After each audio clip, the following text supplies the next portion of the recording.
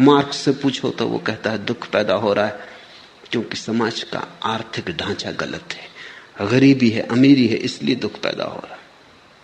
Freud से पूछो तो वो कहता है दुख इसलिए पैदा हो रहा है कि मनुष्य को अगर उसकी वृत्तियों के प्रति पूरा खुला छोड़ दिया जाए तो वो जंगली जानवर जैसा हो जाता है। दुख पैदा होगा उससे, सभ्यता नष्ट हो जाएगी। अगर उसे संभाला बुझाया जाए, तैयार किया जाए, परिष्कृत किया जाए तो दमन हो जाता है। दमन होने से दुख पैदा होता है। इसलिए फ्रायड ने कहा दुख कभी भी ना मिटेगा। अगर आदमी को बिल्कुल खुला छोड़ दो तो मारकाट हो जाएगी, क्योंकि आदमी के भीतर 1000 तरह की जानवरी वृत्तियां हैं।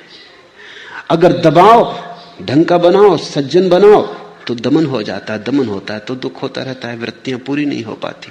पूरी करो तो मुसीबत, न पूरी करो तो मुसीबत। तो फ्रायड ने तो अंत में कहा कि आदमी जैसा है कभी सुखी हो ही नहीं सकता, सुख असंभव है। फ्रायड और मार्क्स, इनका विश्लेषण ही अगर अकेला विश्लेषण होता तो पक्का है कि आदमी कभी सुखी नहीं हो सकता। क्योंकि रूस में गरीब अमीर मिट गए लेकिन दुख नहीं मिटा। गरीब अमीर मिट गए तो दूसरे वर्ग खड़े हो गए।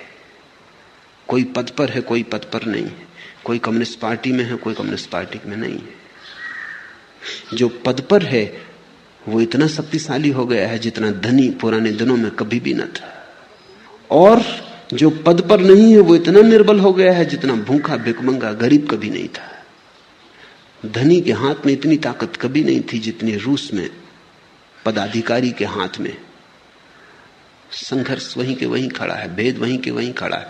वर्ग नए बन गए, पुराने मिटे। तो कुछ ऐसा लगता है आदमी बीमारी बदलता जाता है। क्रांतियों के नाम से केवल बीमारी बदलती, कुछ भी बदलता नहीं। ऊपर के ढंग बदलते हैं, भीतर का रोग जारी रहता है। सब क्रांतियां व्यर्थ हो गई। सिर्फ बुद्ध की एक क्रांति अभी भी सार्थकता रखती। बुद्ध कहते हैं तुम्हारे मन में ही कारण है। बाहर खोजने गए, पहला कदम ही गलत पड़ गया, अब तुम ठीक कभी ना हो पाओगे।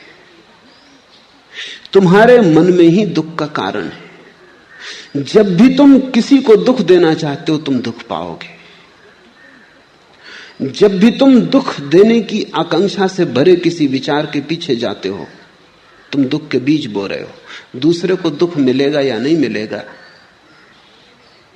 तुम्हें दुख जरूर मिलेगा। तुम अगर आज दुख पा रहे हो तो बुद्ध कहते हैं कल बोए बीजों